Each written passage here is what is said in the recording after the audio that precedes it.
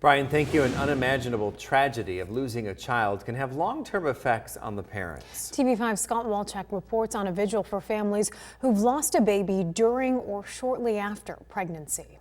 Mothers, families, supporting one another through one of the hardest tragedies. Tragedies oftentimes we feel uncomfortable to talk about.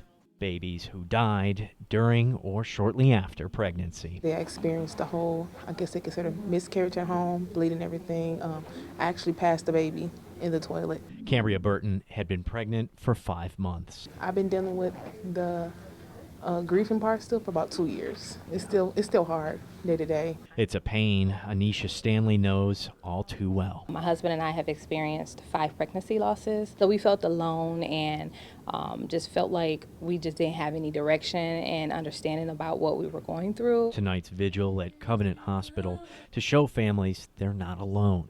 And loss like this happens to a lot of people. Society has created this thing where you can't talk about your loss, and a lot of guilt and shame comes with that, but it's okay to talk about the baby that you loved and you felt and you nurtured and you were expecting. In my family, I'm the only one who ever experienced anything like this, so I don't have nobody to go to, so going through this, it helps me, give me a peace of mind. Across the world, similar vigils are being held, and people are encouraged to light candles to form a wave of light to remember the babies, the children lost too soon. It's amazing, it's wonderful. The families actually need some type of outlet, some type of support, a way to also have some closure. Adding to that closure, families were encouraged to write a message to their baby and place it in a prayer jar. It would then be burned, the ashes released.